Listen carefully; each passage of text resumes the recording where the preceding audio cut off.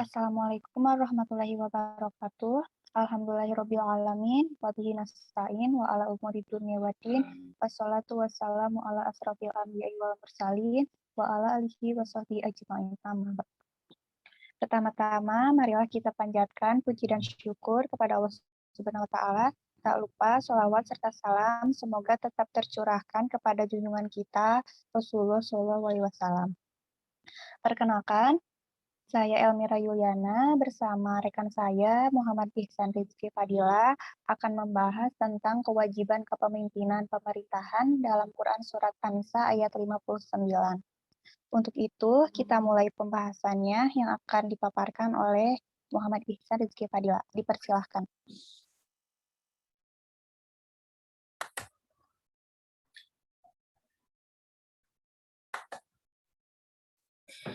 Ya, langsung saja. Kewajiban kepemimpinan pemerintahan dalam Quran Surat An-Nisa ayat 59.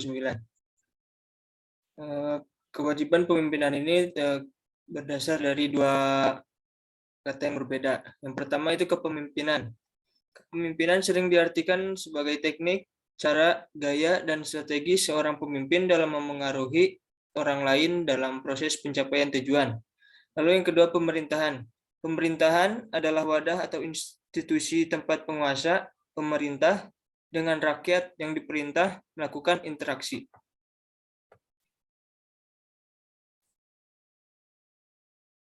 Kepemimpinan pemerintahan adalah kemampuan atau kemahiran seorang pemimpin dalam memengaruhi orang lain dalam pencapaian tujuan pemerintahan, menurut Muslim dan Haryati tahun 2012. Islam memiliki perhatian yang amat besar terhadap masalah kepemimpinan. Perhatian Islam terhadap masalah kepemimpinan ini tertera dalam Quran Surat An-Nisa ayat 59, yaitu Ya ayyuhalladzina amanu atiullaha wa atiur rasula wa ulil amri minkum. Fa in tanaza'tum fi syai'in farudduhu ilallahi war rasuli in kuntum tu'minuna billahi wal yaumil akhir. Dzalika khairu wa ahsanu ta'wila. Yang artinya, wahai orang-orang yang beriman, taatilah Allah dan taatilah Rasul Muhammad dan ulil amri, pemegang kekuasaan di antara kamu. Kemudian jika kamu berbeda pendapat tentang sesuatu, maka kembalikanlah kepada Allah, Al-Quran, dan Rasul sunnahnya.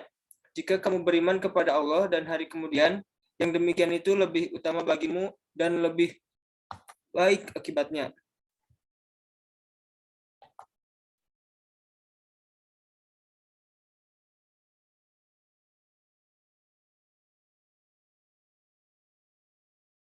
Pada ayat tersebut terdapat dua unsur kepemimpinan, yaitu unsur istilah kepemimpinan dengan menggunakan istilah ulil amri, yang secara harfiah berarti orang yang menguasai urusan.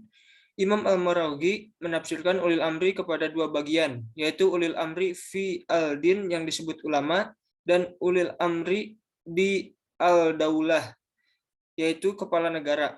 Dan unsur kepatuhan rakyat terhadap kepemimpinan, yaitu bahwa taat kepada pemimpin itu hukumnya mubah, yakni boleh diikuti sepanjang pemimpin tersebut masih berpegang teguh kepada Al-Quran dan Al-Sunnah. Sedangkan jika tidak berpegang kepada Al-Quran dan Al-Sunnah, maka pemimpin tersebut boleh untuk tidak ditaati. Ketentuan ini dapat dipahami dari teks ayat tersebut yang tidak menyebutkan kalimat ati'u di depan kosakata ulil amri. Hal ini berbeda dengan mentaati Allah dan Rasulnya yang didahului oleh kalimat ahi'u, taatilah. Hal ini sejalan dengan hadis Rasulullah Shallallahu Alaihi Wasallam, riwayat Imam Muslim yang menyatakan bahwa mendengarkan dan mentaati pemimpin itu selama tidak memerintah kemaksiatan, dan jika ia menyuruh berbuat maksiat maka tidak wajib ditaati.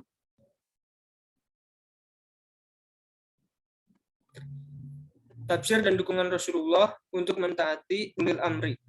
Tafsiran yang pertama, menurut penafsir Sayyid Qutb pada kitab tafsir Fi Zilalil Quran jilid 2, Al-Quran Surat An-Nisa ayat 59, Allah Subhanahu wa taala menjelaskan syarat iman dan batasan Islam. Pada ayat tersebut dijelaskan bahwa selain taat kepada Allah Subhanahu wa taala, Rasulnya, dan juga ulil amri, hal ini membuktikan bahwa Allah pun mendukung ulil amri berhak untuk ditaati. Akan tetapi konteks pemaknaan ulil amri ini menyebabkan adanya perbedaan pendapat dari kalangan musafir. Menurut Sayyid Qutb, ulil amri ialah seorang yang ada di kalangan orang mukmin sendiri, yang telah memenuhi syarat iman dan batasan Islam yang dijelaskan dalam ayat itu, serta taat kepada Allah dan Rasul, dan juga yang menegaskan Allah Subhanahu wa taala sebagai pemilik kedaulatan hukum dan hak membuat syariat bagi seluruh manusia. Maka dia bisa datang dari kalangan ulama. Lalu tafsiran yang kedua, menurut Quraisy Shihab, ulil amri ialah tidak harus orang yang mampu memimpin lembaga atau instansi. Akan tetapi bisa jadi dia adalah perorangan yang memiliki 7 syarat ulil amri. 7 syarat tersebut ialah muslim, laki-laki, merdeka, berakal, balik, adil, dan berkemampuan. Ahlul kifa'ah wa al-qudrah. Untuk materi selanjutnya akan disampaikan oleh Saudari Elmira. Kepadanya saya persilakan.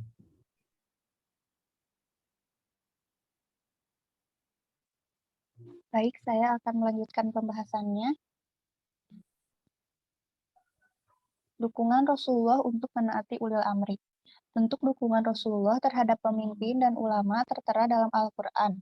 Dukungan ini adalah bentuk dukungan positif terhadap kontrol sosial. Demi suksesnya tugas-tugas yang mereka emban, maka surat An-Nisa ayat 59 turun untuk memberi isyarat berbagai lembaga yang hendaknya diwujudkan umat Islam dalam rangka menangani urusan mereka, baik itu adalah pemimpin legislatif, yudikatif, ataupun eksekutif. Turunnya surat An-Nisa ayat 59 ini sungguh membuktikan bahwa Allah dan Rasul juga memberikan dukungan terhadap ulil amri atau orang yang taat kepada Allah dan Rasul-Nya. Karena pada ayat tersebut tertulis bahwa taatilah Allah Subhanahu wa taala, Rasul-Nya serta ulil amri di antara kalian.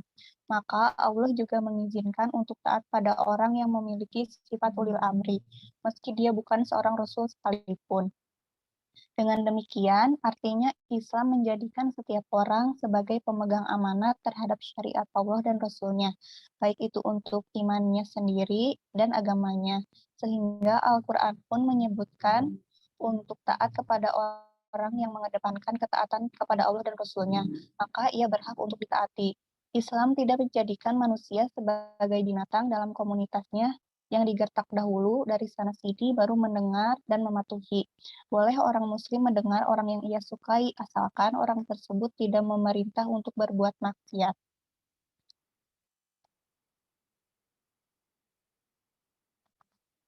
Lalu selanjutnya terdapat isi kandungan dari Quran Surat An-Nisa ayat 59, diantaranya yaitu yang pertama, taat dan patuh kepada perintah Allah dengan mengamalkan isi kitab suci Al-Quran, melaksanakan hukum-hukum yang telah ditetapkannya, sekalipun dirasa berat, tidak sesuai dengan keinginan dan kehendak pribadi. Lalu yang kedua, melaksanakan ajaran-ajaran yang dibawa Rasulullah SAW, pembawa amanat dari Allah Subhanahu wa Ta'ala, untuk dilaksanakan oleh segenap hambanya. Yang ketiga yaitu patuh kepada ketentuan-ketentuan yang telah ditetapkan ulil amri, yaitu orang-orang yang memegang kekuasaan di antara mereka, dengan syarat bahwa keputusan mereka tidak bertentangan dengan kitab Al-Quran dan hadis. Dan yang terakhir yaitu bila ada sesuatu yang diperselisihkan dan tidak tercapai kata sepakat, maka wajib dikembalikan kepada Al-Quran dan Al-Hadis.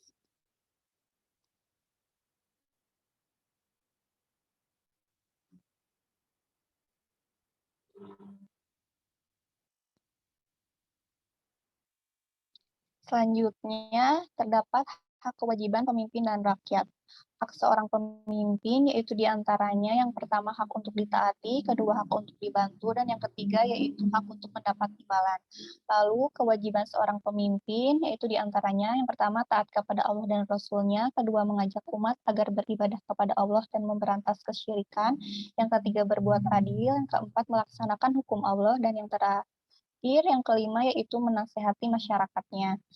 Adapun kewajiban rakyat yang harus diperhatikan yaitu diantaranya yang pertama mentaati pemimpin apabila perintahnya benar, kedua mentaati pemimpin pada saat suka dan duka, yang ketiga mentaati pemimpin sekalipun dia lebih mementingkan dirinya daripada kepentingan umat, dan yang keempat yaitu wajib menasehati pemimpin bila salah dengan tidak menyebarkan aibnya di hadapan umat.